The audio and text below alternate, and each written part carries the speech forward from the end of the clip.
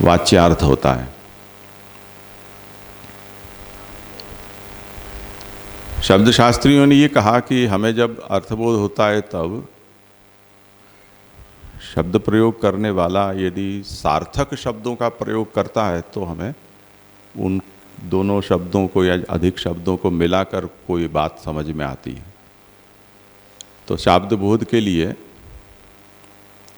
एक तो सिद्धांत ये है कि जो परस्पर पद हैं वो साकांक्ष होने चाहिए। आपने एक शब्द का प्रयोग किया, उसके बाद दूसरा शब्द ऐसा बोले कि जिसका उसके साथ कोई लेना देना न हो, तो वो दोनों पदों के बीच में आकांक्षा ही नहीं बनती है, यानी कोई कड़ी नहीं जुड़ती है। अब ठीक है, आप कुछ बोलना चाहते थे, बाद में आपका विचार बदल गया और आप आपके वाक्य को रिकंस्ट्रक्ट करो तो कर सकते हो, पर जो भी आप शब्दों का प्रयोग करो वो साकांक्ष होने चाहिए। तो पदों के लिए साकांक्ष होना आवश्यक है। इसी तरह आकांक्षा प्रयुक्त हों, साथ साथ में उन पदों को चुनना भी आवश्यक है, यानी उनमें योग्यता होनी चाहिए। तो जो शब्द का प्रयोग कर रहे हो वो साकांक्ष होते हुए योग्य भी होने चाहिए, एप्रोप्रिएट वर्ड हो। क्योंकि कई ऐसे समानार्थी, जैसे हम घट कलश पद का प्रयोग करें तो दोनों ही एक ही आकृति की वस्तु का निर्देश करते हैं, पर हम ये कहें कि घटम आनय और ये कहें कि कलशम आनय, तो वो दोनों ही प्रयोजन भिन्न होते हैं। कलश है वो कोई विधि होती है, उसमें जो घटाकृति का पात्र होता है उसके लिए कलश पद का प्रयोग होता है, और पानी पीने के लिए जल लाते करते हैं तो वो उसके लिए घट शब्द का प्रयोग किया जा सकता है। तो पद का प्रयोग साकांक्ष होते हुए योग्य भी होना चाहिए। और तीसरा आसक्ति कहते हैं कि जब आप शब्द का प्रयोग करें तब वो वाजपेयी की तरह आंख मीच लें, हम ये बाट देखें कब इसकी नींद कब खुलेगी और कब दूसरा शब्द बोलेगा, तब तक तो पहला क्या बोले थे वो ही भूल जाएं हम, तो उसका भी कोई मतलब नहीं है। तो आकांक्षा, योग्यता और सन्निधि या आसक्ति, ऐसे तीन। आसक्ति निकटता, वो धीमी गति वाले समाचार में निकटता कम होती है, पोज बड़े बड़े होते हैं, या वाजपेयी जी के भाषण में जैसे पोज बड़े बड़े होते हैं। वो ही शास्त्रीय संगीत में भी जब आरंभ में आलाप होता है तब राग के सबके सब आरोह अवरोह के स्वरों को नहीं लगाया जाता है, कुछ मुख्य स्वरों को ही गाया जाता है आधा घंटे तक। तो तब तक हमें वो समझ ही नहीं आता है कि ये राग क्या बनेगा, इतनी उसमें दूरी होती है दूसरे एक स्वर के बाद दूसरे स्वर में आने में। अब उसमें जो बंदिश है वो तो केवल सहारे के लिए उसका प्रयोग है, उसका कोई महत्व नहीं है। आप स्वरों को गाओ चाहे शब्दों को गाओ। तो हमारे परिवार में कुछ ऐसे हैं कि जो शास्त्रीय संगीत बजता हो तब उसको सुगम संगीत के मूड में सुनना चाहते हैं। तो मेरी भरी रे मटुकिया ले गयो री, मानो कि इतनी बंदिश है, तो मेरी भरी रे पौने घंटे तक भरी भरी भरी चला, मटुकी कब आएगी और आएगी तो ले कब जाएगा। तो उनको ऐसी उतावली रहती है कि पहले ही कुछ सेकंड में पूरी की पूरी मटुकिया लेके चला जाए ठाकुर जी। वो तो गाने वाले की इतनी कोई उतावली है नहीं, वो तो जब आएगी तब आएगी मटकी, और जब ले जाएंगे तब ले जाएंगे।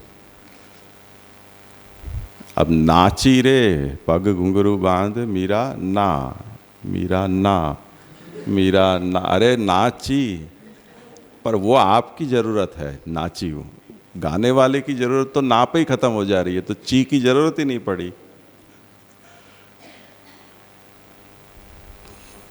तो आकांक्षा, योग्यता और सन्निधि, ये तीनों जब होते हैं तब श्रोता को अर्थबोध होता है।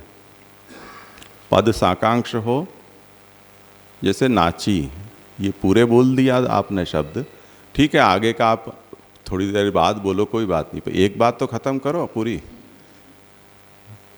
तो साकांक्ष होने चाहिए पद, योग्य होने चाहिए और सन्निधि भी होनी चाहिए। ये सब सामान्य अर्थबोध कैसे होता है हमें, उसके कुछ उपाय हैं जो इन्होंने शब्द शास्त्रियों ने कहे हैं। अब मानो कि एक वाक्य किसी ने बोला, वो वाक्य के घटक पदार्थ होते हैं वर्ण, पद और वाक्य। ऐसे वाक्य एक बड़ा यूनिट है, वो शब्दों से बना हुआ है। शब्द वर्ण या अक्षर, ध्वनियों से बने हुए शब्द हैं। हम जब उच्चार सिखाते थे बच्चों को, तब उन वर्ण में भी फिर से ध्वनियों का भेद कराते थे। तो कोई वर्ण है वो, जैसे नमामि, तो कहने के लिए है 3 अक्षरों का ये शब्द हुआ नमामि। पर अगर हम उसमें ध्वनि खोजें तो नकारोत्तरवर्ती अकार, न हल और अ स्वर मिलकर न हुआ। तो हम जब बोलते हैं प्रथम क्षण में नकार का उच्चार हम कर लेते हैं न, बाद में जो सुनाई दे रहा है वो तो अ है, जो नकार के साथ जुड़ा है। तो जो 3 अक्षर का एक शब्द है नमामि, उसमें भी नकार के साथ आकार है। अंग्रेजी में ये स्पष्ट हो जाता है, एन उसके बाद ए ऐसा लिखते हैं, तो वो उसको हम अलग से गिन सकते हैं। नकार में वो हल नहीं है या हल सहित है, उसका विवेक नहीं होने से हमें वो वर्ण उसमें दिखाई नहीं देता है। इसी तरह माँ, तो मकारोत्तरवर्ती आकार है, म हल और आ। और मी में भी मकार हल और रस्व इकार। तो इसको भी हम और इसमें कह सकते हैं कि वर्ण, पद और वाक्य, ये जो वाक्य में इतने कंपोनेंट्स होते हैं, उसमें भी वर्ण में भी ध्वनियाँ होती हैं। पर हम ये मानकर चलें कि सुनने वाला उन ध्वनियों को सुनने के बजाय आप जो कहना चाहते हो वो अर्थ को समझना चाहता है, तब उस स्थिति में हमें पहले वर्ण सुनाई देता है, वर्णों से शब्द सुनाई देता है। वर्ण मिलकर एक शब्द को समझाते हैं, शब्द अपना अर्थ बताता है, फिर दूसरा शब्द के साथ पहले वाले शब्द जोड़कर कोई एक नया अर्थ हमें बताता है, और सब जो जितने शब्दों का बना वाक्य है वो सब कुल मिलाकर हमें कोई एक वाक्यार्थ बोध कराता है। अब विवक्षा, श्रोता वक्ता की दोनों की कितनी कैसी ट्यूनिंग है, उसके हिसाब से वो बात रहती है कि वाक्य कितना लंबा होगा या कितना छोटा होगा। तो जैसे हम आसपास जिन लोगों से घिरे हुए हैं, साथ में अभ्यस्त हैं और जो एक दूसरे के साथ अच्छा तालमेल है, तो वो वाक्य का काम शब्द से भी कर सकते हैं। अरे बस इतना कहा तो अरे जरा यहाँ आओ, मुझे तुम्हारा काम है, इतना बोलने की ज़रूरत नहीं है। अरे इतना बोलने पर ही वो उस वाक्यार्थ को ग्रहित करके और हमारे पास आ जाएगा। अरे जरा, तो वो समझ जाएगा कि इस दरवाजे को बंद करने के लिए कहा जा रहा है।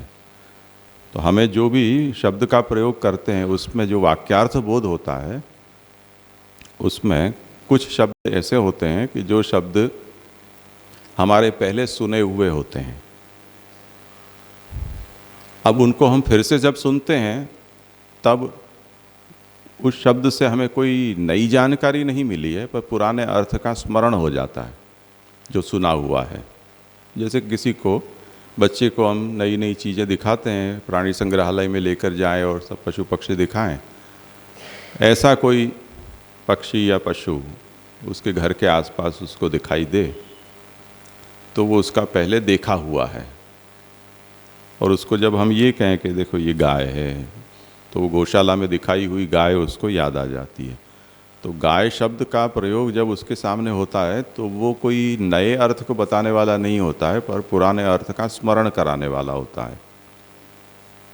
तो वाक्यार्थ बोध, जब शब्दार्थ का बोध हमें होता है, तब भी कुछ तो नई बात हमको पता चलती है और कुछ पुराने अर्थ का स्मरण होता है। ये सब बातें आगे आने वाली है, इसलिए उसकी भूमिका के रूप में मैं आपको ये कह रहा हूँ कि वाक्यार्थ बोध कैसे होता है। तो उसमें कुछ पद हैं वो अर्थ के स्मारक होते हैं और कुछ नई बात को बताने वाले होते हैं।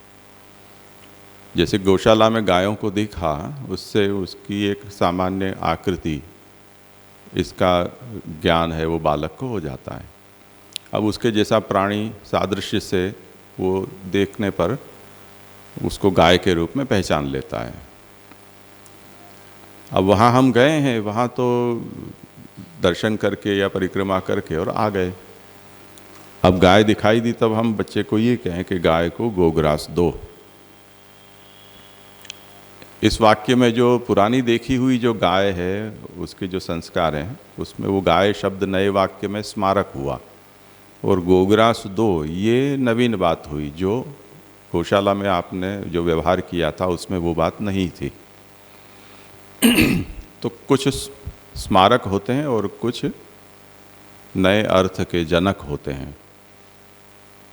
वाक्यार्थ बोध जब होता है तब कुछ इस तरह से होता है। अब इसमें जो शक्ति है वो कहाँ पर है, यानी मैंने जैसे उदाहरण दिया कि अरे जरा इतने से कोई व्यक्ति उठकर मेरे पास आ रहा है, तो इस जो व्यवहार में उस व्यक्ति ने ये कौन से अंश से इस बात को समझा, क्योंकि अरे जरा ऐसा लिख दो किसी को या किसी और व्यक्ति को अरे जरा इतना कह दो, वो क्या ऐसा व्यवहार करेगा सामने? क्योंकि उसका तो ऐसा मतलब नहीं होता है, न अरे शब्द का ऐसा कोई मतलब है, न जरा का कोई ऐसा कोई मतलब है कि यहाँ मेरे पास आओ मुझे तुम्हारा काम है। ऐसा तो इसका कोई डिक्शनरी में अर्थ नहीं मिलेगा। अब जो अर्थ शब्द बोल रहे हो उसमें दूसरी समस्या ये आती है कि हम जो बोलते हैं वो बोलने के उत्तर क्षण में वो लुप्त हो जाता है ध्वनि। जो अक्षर का उच्चार हमने किया, करने के बाद तो वो ध्वनि नहीं रही, उसके बाद आगे का अक्षर आ गया। आपके कान में बोलने के उल्टे क्रम से सुनाई देगा। आप जो जो बोलते जाओगे वो तो खत्म होता जाएगा, ठीक है ना। पहले बोला वो आप तक पहुंचा, वो खत्म हुआ, उसके बाद दूसरा पहुंचा, फिर तीसरा पहुंचा। अब जो हमें बोध हो रहा है वो तो शब्द का हो रहा है। हम तो ये कहते हैं कि हाँ हमने ऐसा सुना, उससे हम ये काम कर रहे हैं, पर शब्द को सुनने पर शब्द तो तत्क्षण नष्ट हो जाता है। तो अर्थबोध कैसे हुआ आपको? ये एक व्यावहारिक समस्या है, जानबूझ के खड़ी हुई समस्या है, पर जो भी है सो समस्या तो है। दूसरा, जो मैंने धीमी गति के समाचार का कहा कि आपने एक शब्द सुना, अक्षर को छोड़ दो, अब शब्द पर जाओ। एक शब्द अपने अर्थ को बताकर वो शब्द खत्म हो गया, वो अर्थ समाप्त हो गया। उसके बाद दूसरा शब्द कि मैं जा रहा हूँ। अब मैं बोला, उससे एक बोध आपको हुआ। उसके बाद जा रहा और हूँ, ये एक शब्द हैं। वो शब्द अपना अपना अर्थ बताकर और अपना काम पूरा करके के हम तो चले। सुनने वाला को कैसे बोध हुआ कि मैं जा रहा हूँ, उससे ये प्रभाव होगा कि अब मैं यहाँ से खड़ा होऊंगा और दरवाजे में से निकल जाऊंगा, क्योंकि उसने तो एक एक अंतराल में एक एक शब्द को सुना है। तो बोध है वो छुट्टे छुट्टे जो शब्द सुनाई दे रहे हैं या बोले जा रहे हैं वो करते हैं, या संकलित होकर बोध होता है, इस पर विचार हुआ। तो उसमें ये बात बताई गई है कि जब हम सुनते हैं तब अन्वित शब्दों का हमें बोध होता है, अनन्वित शब्द का बोध नहीं होता है। अनन्वित शब्द का यदि बोध होता तब तो ये बात होती कि एक पन्ने पर हमने कुछ पढ़ा, दूसरे पन्ने पर कुछ पढ़ा, तीसरे पन्ने पर कुछ पढ़ा, तब भी बोध हो जाना चाहिए, पर ऐसा नहीं होता है। तो जब हम सुनते हैं तब हम उन शब्दों के अर्थों को समझने के साथ साथ उनको एक दूसरे के साथ उसके लॉजिकल ऑर्डर में जोड़ते भी हैं।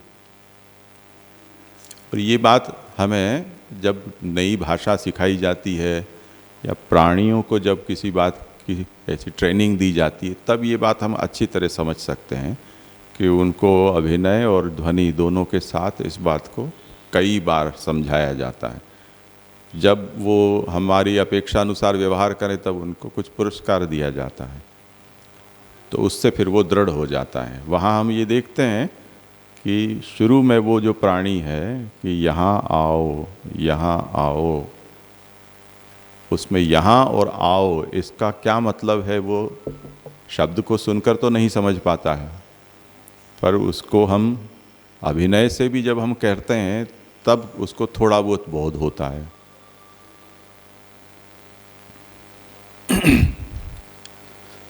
तो इसमें शब्दशास्त्र ये कहता है कि हमें जो बोध होता है वो सार्थक पदों के अन्वय से हमें बोध होता है।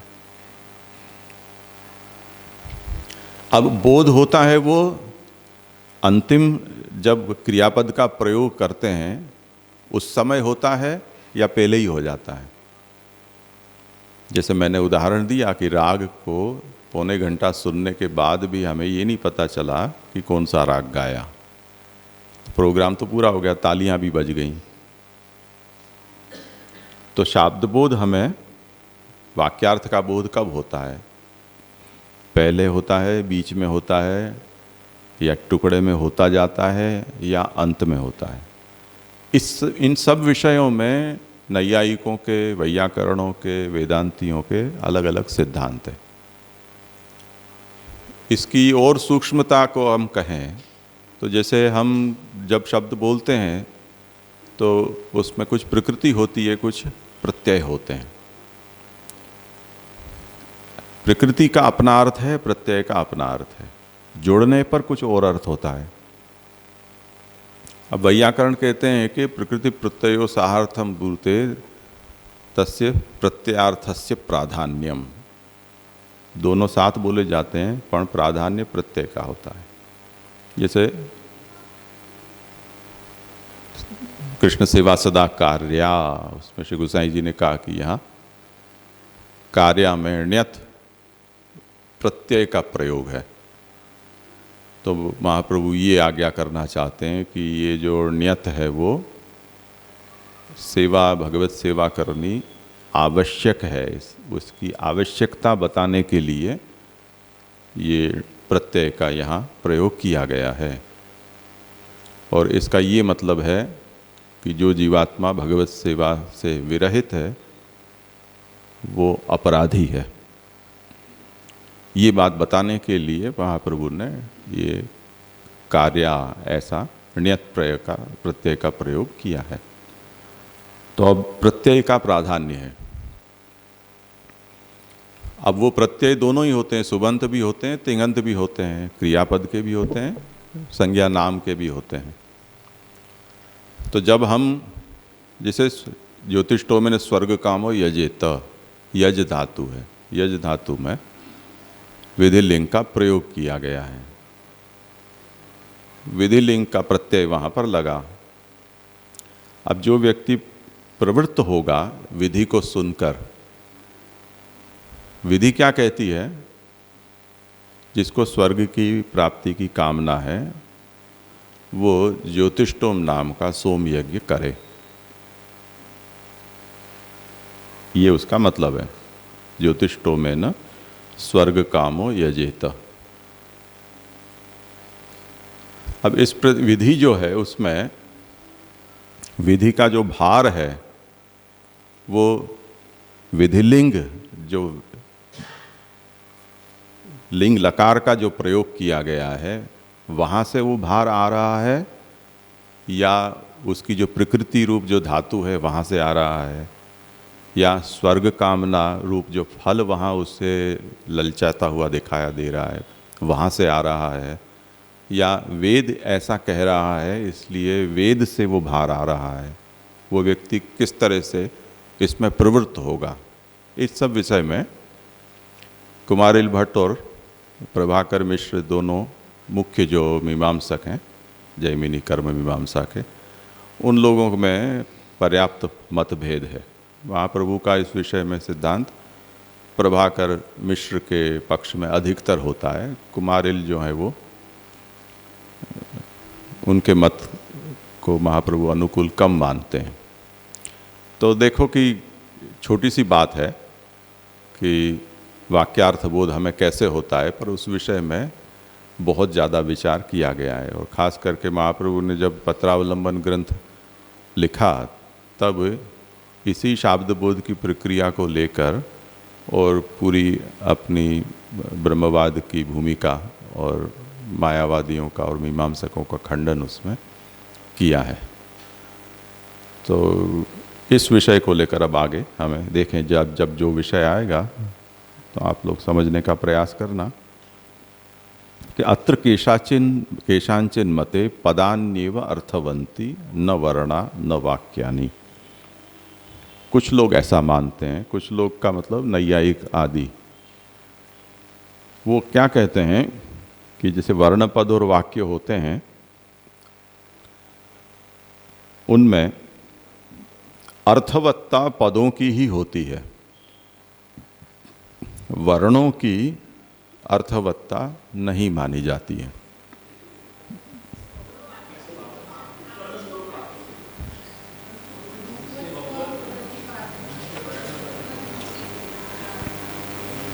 अच्छा, हाँ, तो भगवत्व प्रतिपादनाय विशेषम आह, आगे ये बताया ना कि जो नाम सृष्टि जो है उनकी भी, उनमें जितने भी उसके अंश हैं उनकी भी पूर्णता है। वो पूर्णता बताते हुए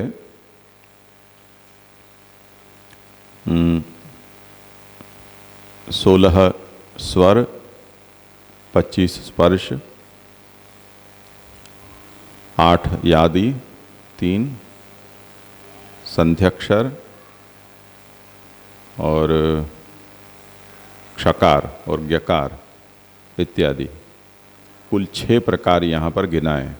तो 6 प्रकार का प्रयोजन पुरुषोत्तम जी समझाते हैं कि ये भगवान क्योंकि षड्धर्म युक्त हैं, इसलिए महाप्रभु ने भी यहाँ जितने भी ये अंश गिनाए हैं वो 6 प्रकार के गिनाकर इन सब की भगवद रूपता है ये आप समझाना चाहते हैं। तो रूप तो भगवत्वम उक्तम, ये 51वें श्लोक का प्रकाश यहाँ पूरा हुआ। अब भगवत्व प्रतिपादनाय विशेषम आह, इनकी भगवद रूपता है ये अब समझानी है। इसके लिए अब ये विशेष कहते हैं कि वर्णः पदम तथा वाक्यम तस्य नामत्रयम मतम। वर्ण पद और वाक्य ये तस्य माने शब्द ब्रह्म के 3 नाम हैं। जैसे सच्चित और आनंद ये 3 ब्रह्म की धर्मतया समझाए जाते हैं, उस तरह से शब्द ब्रह्म के वर्ण पद और वाक्य ये 3 नाम माने गए। अब ये दोनों ही प्राप्त होते हैं लोक में और वेद में। हम जो भाषा बोलते हैं उसमें भी वर्ण पद वाक्य होते हैं और वेद में भी वर्ण पद वाक्य होते हैं। उसमें लोक में जो वर्ण पद हैं उनकी क्या स्थिति, नित्यता है या नहीं, और वेद में जो वर्ण पद वाक्य हैं उसकी क्या स्थिति। तो उसमें आप समझाते हैं कि वेदों में तो वर्ण पद वाक्य तीनों ही नित्य माने जाते हैं, परंतु लोक में वाक्य को नित्य नहीं माना जाता है, इतना उसमें अंतर है। तो वो समझाते हैं अब कि यथा सच्चिदानंद भेदाः तथा वर्णवाक्य पद भेदाः। अक्षर में ही जैसे सच्चित और आनंद इन धर्मों का विभाजन होता है, उस तरह से वर्ण पद और वाक्य ये शब्द ब्रह्म के भेद माने जाते हैं। तो यहाँ पे जी सच्चिदानंद और फिर वर्णपद वाक्य, इन दोनों में कुछ कॉरोलरी है या फिर ऐसे? नहीं, संख्या 3 वहाँ 3 त्रुटि। तत्र वर्णा नित्याः, उनमें जो वर्ण है वो लौकिक वर्ण और वैदिक वर्ण दोनों ही वर्ण, तो वर्ण मात्र नित्य हैं। इसी तरह पदानि च, वर्ण घटित जो पद होते हैं वो पद भी नित्य माने जाते हैं, वो लौकिक हों चाहे वैदिक हों। वाक्यम लौकिकम अनित्यम वैदिकं तु नित्यम इति विशेषः। लौकिक वाक्य और वैदिक वाक्य में इतना विशेष है कि लौकिक वाक्य अनित्य माने जाते हैं और वैदिक नित्य होते हैं। ऐसा क्यों? जी तो उसमें हेतु तो लौकिक वाक्य अनित्य कह रहे हैं तो तत्र हेतु स्वयं हरि ही इति, ये पूरा कर लो। हाँ। तो उसमें हेतु ये है कि वेद स्वरूप, वेद के वाक्य के स्वरूप में तो स्वयं भगवान ही हुए हैं, इसलिए उनकी नित्यता है। और लौकिक वाक्य क्योंकि हमारे द्वारा उच्चरित होते हैं, इसके कारण वो नित्य नहीं होते हैं, वो अनित्य माने जाते हैं। यानी उनका अर्थ है, वो अर्थ भगवान का अर्थ नहीं है, हमारे द्वारा कल्पित है, उसके कारण। हाँ बोलो। तो जैसे लौकिक में जो भी हम श्रवण करते हैं किसी के द्वारा बोले जाने का, तो वो टोटली ग्राह्य नहीं है, ऐसा मतलब हुआ? नित्य नहीं है तो? क्योंकि हम नहीं, नित्य होना और ग्राह्य होना ना होना अलग वस्तु है। तो नित्य का अर्थ क्या है जी? नित्य का मतलब जो सदा सर्वदा सनातन हो, वो नित्य कहा जाता है। हम जो बोलते हैं उसकी नित्यता नहीं मानी जाती है। जैसे हम जगत प्रपंच में अहंता ममतात्मक संसार से हम जिन पदार्थों के विषय में सोचते हैं उनको नित्य नहीं माना जाता है, उनको अलीक मिथ्या माना जाता है। पर जिन विषय में हमारी अहंता ममता है वो विषय रूप तो क्योंकि भगवान हुए हैं, इसलिए विषय की हम ब्रह्म रूपता मानकर उसको नित्य मानते हैं। उसी तरह यहाँ वर्ण और पद हैं, वो वाक्य के घटक हैं प्रापंचिक पदार्थ के रूप में, तो वो नित्य हैं। पर उनका जो कंस्ट्रक्शन हमने किया है वो नित्य नहीं होता है, क्योंकि हमारा तो कोई ठिकाना नहीं, कुछ भी बोले। हाँ, तो वही ये कुछ भी बोले ऐसे जो कह रहे हैं हम, तो सब ब्रह्मात्मक नहीं हुआ? फिर कोई भी अगर कुछ बोलता है तो वो ब्रह्मात्मक नहीं हुआ, नित्य नहीं है तो? नित्य नहीं हुआ। हाँ, ब्रह्मात्मक तो नित्य नहीं हुआ। उसकी शब्द और ध्वनि है, उसको हम कहेंगे कि वो शब्द ब्रह्म का ही रूप है, पर वाक्य जो है उसकी नित्यता नहीं कहेंगे हम। इतना अंतर है। जो जगत प्रपंच, संसार और प्रपंच में भेद है, उसी तरह से यहाँ समझ लो। तो कोई भी वाक्य में हमें संसार या ब्रह्मात्मक वो हमको सोचना चाहिए ना ऐसे? नहीं, ये इसको कर्तव्य के साथ कुछ लेना देना नहीं है, क्या बोलना क्या नहीं बोलना। नहीं, अगर ब्रह्मात्मक है कुछ भी, हम जो ब्रह्म दृष्टि अगर करनी है, ब्रह्म सभी जगह पे ब्रह्म देखना है, तो कुछ तो अंतर रखना पड़ेगा इसमें कि सब कुछ ब्रह्म नहीं समझना चाहिए। यहाँ पे अगर नित्य नहीं है, कोई भी वाणी कोई बोल रहा है, अलीक है अगर वो, तो वो समझना चाहिए ऐसे मिथ्या कुछ। हाँ, करो विचार इस विषय पर, किसी को कुछ कहना हो।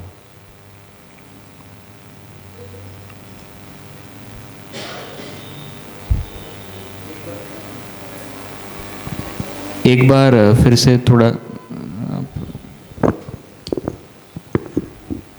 इसमें जैसे मिथ्या कुछ और भी अनित्य, ये दो शब्द को थोड़ा हमको करना पड़ेगा ना। प्रीतिबेन मिथ्या कह रहा है कि मिथ्या है, मिथ्या आदि के जजे ने बोला ना, जैसे संसार आदि कुछ संसार संबंधी कुछ है, तो संसार जैसे अलिक है वैसे उसमें कुछ भी बोला जाए अहंता ममतात्मक है तो वो भी उसमें उसको हम ब्रह्मात्मक नहीं देखेंगे।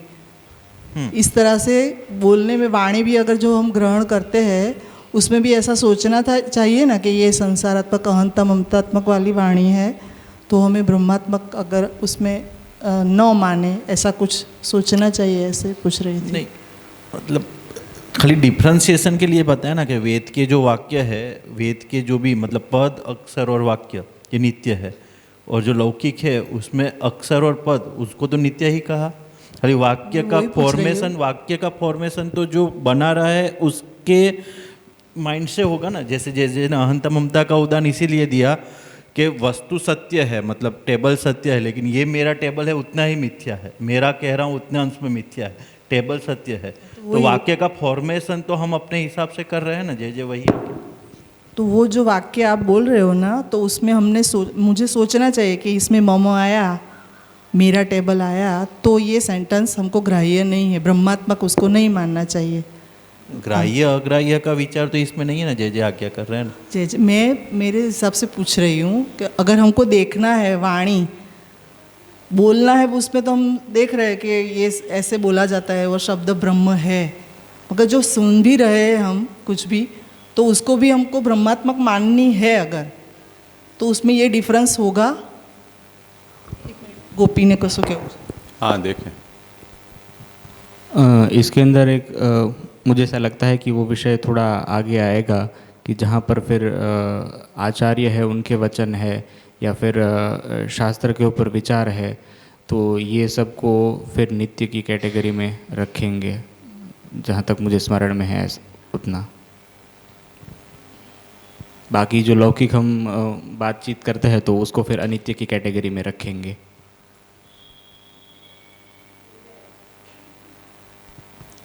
ऐसे ही मैं भी वही कहने वाली थी कि जो लोक सु संबंधित होएगो वो सब वहाँ में ध्वनि शब्द और अक्षर वो तो नित्य रहेंगे, वाक्य जो है वो अनित्य रहेंगे। पर जैसे कि अष्टसखा की वाणी है या जो भी अलौकिक प्रमेय से जो संबंधित होएगो वो तो नित्य ही रहेगो। वो फिर भले ही मानी भक्त के द्वारा बोलो जाए, ऐसे ऐसे। जैसे यहाँ पर ये भी सोच सकते हैं ना, कल जो व्यवहार सन्निपात का दिखा था उसमें एग्जांपल दिया था कि मेडिसिन औषधि का, तो वैसे भी क्योंकि जो लौकिक सेंटेंसेस हैं वो सन्निपात जैसे लगते हैं व्यवहार में, बट जब तक वेद का विरोध नहीं है तब तक वो औषधि का काम कर सकते हैं सॉर्ट ऑफ। तो उस तरह से सोच जैसे ये मैं वो पूछ रही हूँ जिसको ब्रह्म दृष्टि करनी है उसके बारे में पूछ रही हूँ कि प्रमाण भी जैसे हम मानते हैं पहले प्रमाण चतुष्टय है, बाद में अगर ये दृष्टि प्राप्त हो जाती है तो सर्व शब्द मात्र प्रमाण है, ऐसा जो कह रहे हैं तो वो दृष्टि तो आएगी तब की बात है कि वो हम सब ऐसे समझेंगे। अगर उनको करना है वो मतलब पाना है ऐसे दृष्टि देखनी है तो फिर उसको कैसे देखेंगे? इसमें संसार इंक्लूड है कि वो ब्रह्मात्मक हम सोच सकते हैं, ऐसा कुछ तो उसमें डिफरेंस मानना चाहिए, वो पूछ रही हूँ मुझे। अगर ग्राह्य एक लास्ट ग्राह्य अग्राह्य की बात कर रहे तो संसार भी हम तो समर्पित कर ही रहे ना। जैसे अष्टसखा की वाणी कही तो हम सेवा के रेफरेंस में हमारा संसार ही है, हम वहीं से शुरू कर रहे हैं। तो मेरे को लगता है ग्राह्य अग्राह्य का विषय नहीं, खाली नित्य और अनित्य तक हम उसको सीमित रखें, क्योंकि अगर संसार के साथ कोरोलरी सोचेंगे तो हम सेवा में भी संसार को तो ग्राह्य ही रख रहे हैं ना, उससे बिना हमारी सेवा समर्पण हो ही नहीं पाएगा ना। अगर हम वो कोरोलरी में सोचें तो संसार तो हमको ग्राह्य ही है। मेरा समर्पण जब मैं बोल रहा हूँ तो संसार भी हमको हमारा ग्राह्य के विषय में तो ग्राह्य ही, भले वो अनित्य है या मिथ्या है, लेकिन हमारी सेवा की शुरुआत तो वहीं संसार से ही हो रही है ना, समर्पण की शुरुआत। जो समर्पण है तो उसको पहले हमने ग्रहण किया कि ये मेरी अहंता है, ये मेरी ममता है, तो मैं समर्पित करूंगी नहीं। पर वो मिथ्या को ही ग्रहण कर रहे हैं। मैं वही कह रही हूँ कि जो वाक्य जो आ रहे हैं हमारे पास बोल रहे हैं उसके बारे में नहीं कह रहे हो, जो सुन रहे हैं हम वाक्य हमारे पास जो आ रहे हैं उसमें अगर हमको ब्रह्म दृष्टि निभानी है तो कैसे निभाएंगे, वो पूछ रही हूँ मैं। यहाँ मुझे ऐसी समझ आ रही है कि नित्यता और अनित्यता के संदर्भ में शब्द और स्वर तो वैसे मतलब जब उसे नित्य कह रहे हैं तो जो भी पूर्व में हमने प्रकार देखे कि इतने स्वर है, इतने आदि जो शब्द है, पर वो जब वाक्य बन रहे हैं तब उसको अर्थबोध कैसे होगा, उसके संदर्भ में नित्य अनित्यता आ रही हो, वैसे यहाँ पर ग्रहित हो रहा है। इसलिए यहाँ पे जो बात ये अनुवाद में आई कि आधुनिक बुद्धि परिकल्पित है, कि लौकिक वाक्य अनित्य है क्योंकि आधुनिक बुद्धि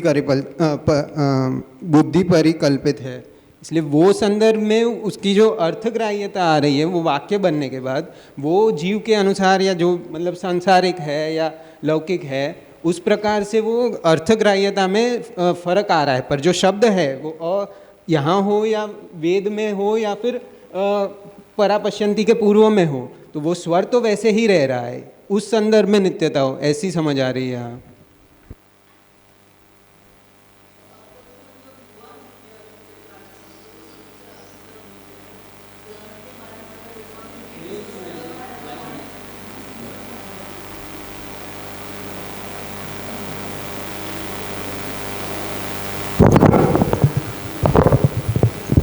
शब्द के बारे में तो समझ रही हूँ जैसे नित्य ही है, ऐसे वाक्य लौकिक वाक्य नित्य नहीं है, वो तो समझ रही हूँ। वो ग्रहण के बारे में अगर यहाँ पे डिस्कशन नहीं करना है तो फिर प्रश्न नहीं है, अगर ग्रहण के बारे में सोचे तो ही मैं कह रही है यहाँ वो मुद्दा अर्थग्राह्य इसलिए नहीं है, यहाँ इसलिए वो मुद्दा नहीं है कि जैसे जो वेद है तो वेद का एक स्वरूप तो जो हम किताब के रूप में देखते हैं या उनकी श्लोक संख्या के हिसाब से सोचते हैं, जिनमें से जिनका विभाजन वेद व्यास जी ने किया, जिनका शाखा विभाग हुआ, जिसमें से कुछ शाखाएं लुप्त हुई। एक तो ये एक वेद, तो वो तो हम देख रहे हैं कि वेद व्यास जी को इसलिए करना पड़ा क्योंकि अब वो ही खुद बेचारे संकट में आ पड़े, तो नित्य कहाँ रहे। वो ही वेद जिनको हयग्रीव चोर गया था, तो नित्य कहाँ रहा। तो अगर हम उस हिसाब से सोचें कि वेद का मतलब कोई एक किताब, तो उस अर्थ में इसकी नित्यता और अनित्यता की बात नहीं है। एक बात ये, दूसरा ये है कि तब फिर नित्यता का मतलब क्या है। नित्यता का मतलब ये है कि जो ईश्वर की वाणी, ईश्वर का जो ज्ञान जो इस रूप में प्रकट हुआ है वो वेद है। वो वेद नित्य है, ये उसका मतलब होता है।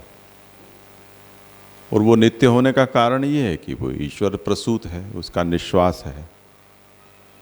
और जब जब भी भगवान आवश्यक समझते हैं तब तक उनका आविष्करण होता है, प्राकट्य होता है। जैसे भगवान अवतरित होते हैं उस तरह से जब जब भगवान नहीं चाहते हैं तब तब फिर वो अप्रकट हो जाते हैं।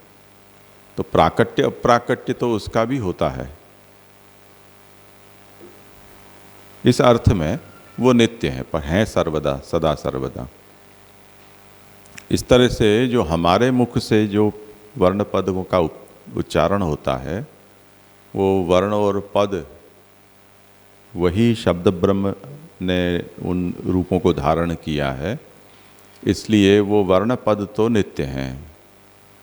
पर जो भी हम कंस्ट्रक्शन करते हैं उनकी नित्यता नहीं है, वो मनुष्य बुद्धि परिकल्पित होने से। अब इसी को हम बालबोध की दृष्टि से सोचें तो जहाँ महाप्रभु ऐसा आज्ञा करते हैं कि ये जो चार पुरुषार्थ हैं वो ईश्वर विचारित और जीव विचारित दोनों तरह से हैं। जीव विचारित जो है वो ऋषियों द्वारा धर्मशास्त्र, नीति शास्त्र, काम शास्त्र और मोक्ष शास्त्र में कहे गए हैं, और ईश्वर विचारित हैं वो वेदों में हैं, वो नित्य हैं। तो ये जैसे विभाजन किया है उसमें फिर से यही बात आएगी कि नित्यता अनित्यता यहाँ आएगी, जो ईश्वर विचारित है उसमें अनित्यता नहीं आएगी। तो इसको इस संदर्भ से सोचना है, इसमें कर्तव्य या इसकी स्तुति या निंदा के अर्थ में, जैसे हम संसार के विषय में करते हैं, उस अर्थ में नहीं। एक फिनोमेना क्या है, जैसे संसार जगत प्रपंच में ही हमें अनुभूत होता है, फिर भी वो प्रापंचिक पदार्थों की तरह ब्रह्मात्मक नहीं है, नित्य नहीं है। पर जगत प्रपंच है वो ब्रह्मात्मक होने से नित्य है। उस तरह से हमारे द्वारा जो बनाए गए वाक्य हैं, कहे गए वाक्य हैं, वो संसार तुल्य हैं, उनको नित्य नहीं कहा जा सकता। ये उसका मतलब है। जी जी। फिर जो लौकिक कह रहे हैं, तो लौकिक में ऋषि, यहाँ पे जीव कृत है तो ऋषि आए।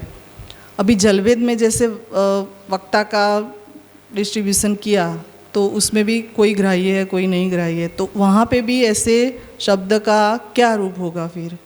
वो आएंगे तो सब अनित्यता की कक्षा में सब भी आएंगे। अनित्य। उसकी उपयोगिता किसके लिए कितनी होगी वो एक अलग विषय है। जैसे अभी तुम लोगों की चर्चा में हुआ कि संसार भी यद्यपि मिथ्या है, अनित्य है, फिर भी उसका उपयोग हम भगवत भक्ति में कर लेते हैं। उस तरह से अनित्य होते हुए भी उसका उपयोग तो हो ही सकता है, तो उसमें कोई समस्या नहीं है। यहाँ पे जो पद को लौकिक और वैदिक दोनों को नित्य बताया, तो अब जैसे लौकिक में सुष्ठु पद का हम प्रयोग करें तो उसमें तो समझ में आता है, परंतु अगर जो पद सुष्ठु नहीं है तो वो भी फिर नित्य ही कहे जाएंगे। उसका अर्थ तो है ही ना। अगर अर्थ नहीं निकलता हो और ऐसे पद, क्या अर्थ नहीं निकलता हो, हाँ, ऐसे बिना अर्थ के पद का प्रयोग, वो फिर ऐसे पद नित्य वो तो पद ही नहीं है, तो फिर हम क्या कहें उसको? अर्थहीन तो पद ही नहीं होते हैं, तो उसकी नित्यता अनित्यता की कल्पना क्या करनी? अर्थवान होने पर ही तो पद बनता है ना।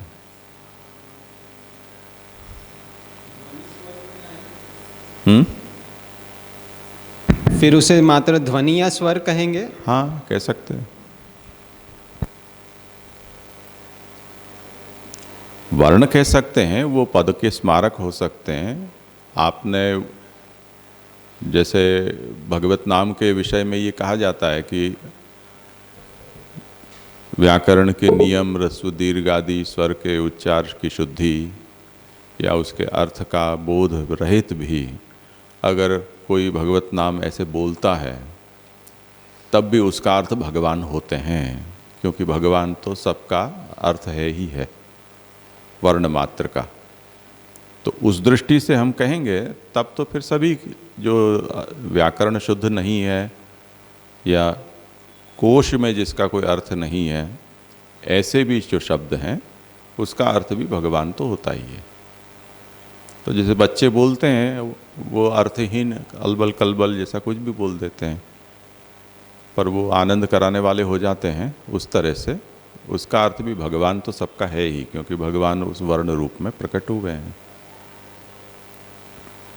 तो एक लेवल हमें ऊपर जाना पड़ेगा। एक जाना हो, पहचाना अर्थ किसी वस्तु वर्ण का या शब्द का, पद का, और एक नहीं जाना पहचाना ऐसा भगवद रूप अर्थ उसका। ऐसे हम एक कक्षा ऊपर चले जाएंगे तो मिल जाएगा अर्थ।